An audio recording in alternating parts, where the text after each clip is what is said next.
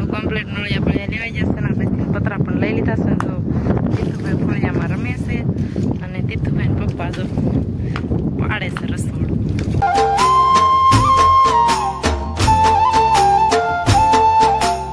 મહાદેવ હર અને જય દ્વારકાધીશ. ફરી પાછા એક નવા વ્લોગ વિડીયોની માલપા તમારું બધાનું દિલથી સ્વાગત કરું. ભાઈ સવારનો પોર ઉગ્યો છે અને આજે આપણે દશામાની સ્થાપના કરવાની છે. મૂર્તિ લાવ્યા છે અને મારા મમ્મી રહેશે દશામાનું વ્રત, તો એની સ્થાપના કરવાની છે. અને અત્યારે આ શું કરે છે એ તમે જો શું કરે છે. ભાઈ બધાને જય માતાજી. તો અત્યારમાં ફૂલડા તોડવા આવી જશે ને ધોઈને તૈયાર થઈ જશે. આજ તો અમારા દશામાનું વ્રત હાહુ કરે છે અને આપણે ફૂલડા લેવા આવી જશે. ઉપર ચડી ઉપરથી ફૂલડા સી લઈ ગયો તો એવું શું હે દિશામાં ફૂલડા ચાલો બધા નાઈ ધોઈને મસ્ત તૈયાર થઈએ. ઉપરથી ફૂલ લઈ દે.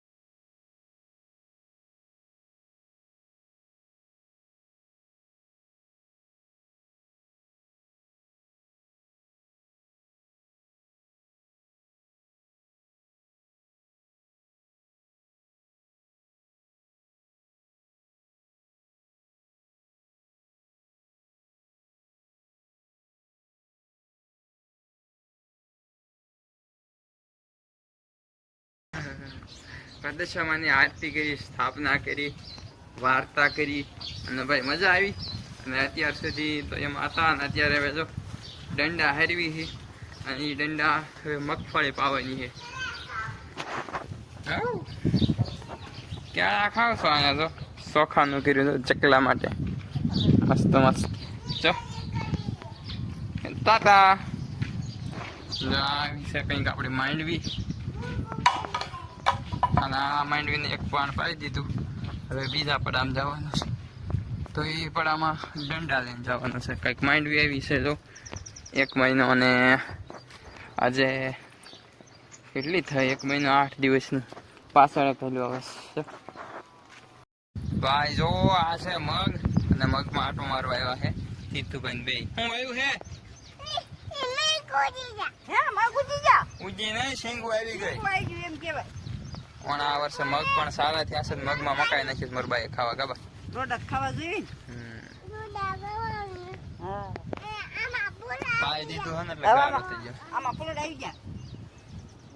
મરસી આવી છે, મગ વાયા છે. વાહ વાહ વાહ વાહ પાઈ દીધું છે એટલે સારું થઈ ગયું.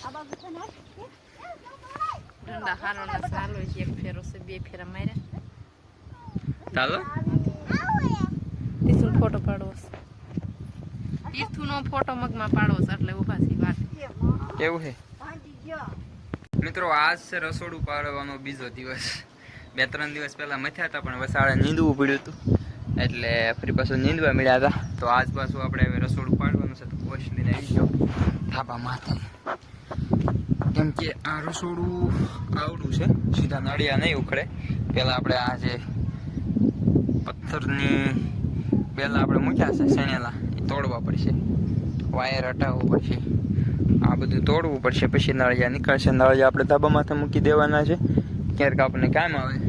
અને આપણે આ રસોડું કાઢવાનું છે. પછી આપણે આ દિવાલેથી આ ઝાડવાના ખૂણે પાળો રહ્યો ત્યાં લગીનો હોલ બનાવવાનો છે. તો સૌથી પહેલાં આપણે મથવા મળવી અને દિવાલ તોડવા મળવી. રસોડું કમ્પ્લીટ નળિયા પણ લેવાઈ જશે ને આપણે પતરા પણ લઈ લીધા છે. તો તીથુભાઈ ફળિયામાં રમે છે અને તીથુભાઈ પપ્પા જો પાડે છે રસોડું. હથોડી એક ને એક કોશ. એમાં રસોડું વગા પાડી દીધું. મોટું ઘર બનાવવાનું છે એટલે રસોડું પાડી દીધું. પખા પખી ગોડાઉન બનાવવાનું છે. અને આ બહુ નડતર થતું. આગલી વિડીયો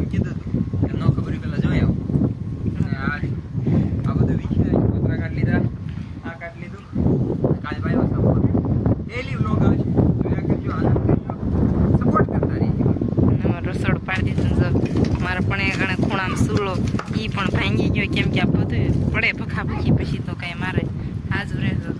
નાનું એવું રસોડું હતું પણ પાડી દીધું. તીખું ભાઈ ને બાજુ વારુના ઘીરે ને ઘીરે હતા ને રખડે છે.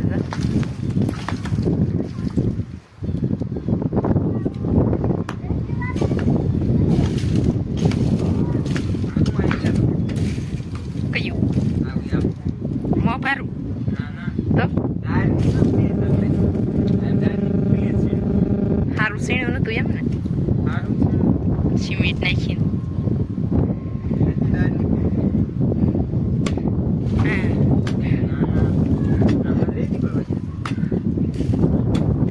ખેતી બીતી ભરીને સણી વાળ્યું ને હવે પાડવાનું પણ નક્કી કરી વાળ્યું ને પાડી હોત ને દીધું. કોણ કોણ આવું કરે છે કોમેન્ટ તો કરજો કે પેલા સણવાનું પછી પાછું પાડવાનું, પાછું સણવાનું, પાછું પાડવાનું. 3-4 વાર રહોડા પાડ્યા ને હવે છેલ્લે તો ધાબાવાળું કિલ્લી ઉછળ એટલે પડે જ નહીં. ધાબાવાળા રસોડામાં આંગળી મજા નો આવે. એકદમ પરફેક્ટ માળેલું હતું. સાહેબ વાવાઝોડું ગમે એવું આવે ને આ ઉલ્લે એવું બને. ધાબાવાળું થોડું ઉડલી જાય કે મેં હાથે માર્યું એનું માયેલ નળિયા હતા ને બધા આપણે નળિયા ત્યાં હારતા હતા ને જો અહીં પારાપીઠ બનાવી નાખીશ. પારાપીઠ માથે પારાપીઠ અને તીતુભાઈ ની જો ધાબા ઉપર આવે સડતા સડતા જોવા કે આવડા શું કરે છે. આવી ગયા ગણેથી ને આવી. તાર મમ્મી અહીં શું કરતી હતી? હું ભૂમ ભૂમ જોવાયા છે કે જોવાયા છો ને? શું બનાવો? આપણે અહીં શું બનાવવાનું છે? આપણે શું બનાવવાનું છે? મોટું ઘર બનાવવાનું. ઓલા કણે મોટું ઘર બનાવવાનું છે એટલે પાડી દેવાનું છે.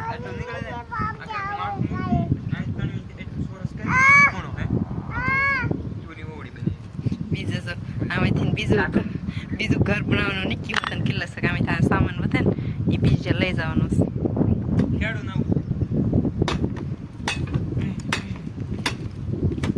તમે નીચે શું કામ બનાવતા હતા? હે મમ ખાતા હતા. પેલા મમ બનાવ્યું પછી મમ ખાતું. આપણે વિડીયો બતાવીશું કેવું મસ્તીનું લીલું લીલું શ્રમ વાતાવરણ છે. માંડવી બધા એને કોઈ કપાસ તો વાવતું જ નથી, બધા માંડવી જ વાવે.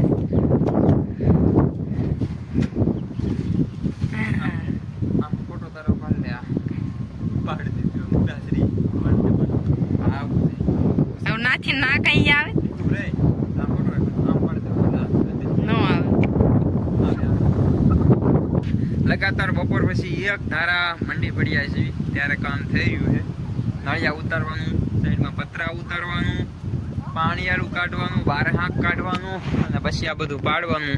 એમાં મારી મમ્મી દશામાના વ્રત થયા છે તો કંઈક ફરાળ બનાવવાનું, જેવા કે પેડા અને ખોખાનું ને એવું બધું બનાવવાનું. એ બધું સાઈડનું કામ છે અલગ. જો બધા ધોળાધોળ મથે જ છે. અને અત્યારે જો આ બધું પાડું છું ને આમાંથી જે બેલા તોડા ઈટ સારી નીકળે એ બધી અહીંયા નાખતો જ આવું છું. કેમ કે અહીંયા નાખું ને એટલે આ પાછું ઉપયોગમાં આવે. ફરી પાછું આપણે આવું બાંધકામ કરવું હોય તો ફરી પાછું આ સારી વસ્તુ રહીને ઉપયોગમાં આવે, ફેંકી નહીં દેવાની. તો ફરી પાછું આ તોડવાનું કામ છે. અને આપણે રસોડું બદલાવાનું મેન એક જ કારણ છે કે આની જે પાછળની જગ્યા છે ને એ સાવ ખોટી પડી રહેતી હતી. એ પાસે જાજુ નહીં, ઓછું નહીં, બાકી આ દિવાલેથી આ ઝાડવા લગીની આ છે 22 ફૂટ જગ્યા, તો એ સાવ ખોટી પડી રહેતી હતી. અને તો આ ઝાડવાની જે છે ને દિવાલ, ઝાડવા એની નજીકથી આપણે દિવાલ કરવાની છે અને બહુ જબરા પાયે ગોડાઉન બનાવવાનું છે. તો જો આટલું કામ પહોંચ્યું છે આપણું. અને લગભગ કાલ સુધીમાં જાજુ નહીં રહેવા દઉં અને કાલ નેક્સ્ટ વ્લોગમાં તમને બતાવીશ કે કેટલું કામકાજ કર્યું. સપોર્ટ કરતા રહેજો અને મદદ કરતા રહેજો. બાકી હું આવીને પ્રગતિ કરતો રહીશ. અને મહાદેવ, બાય બાય.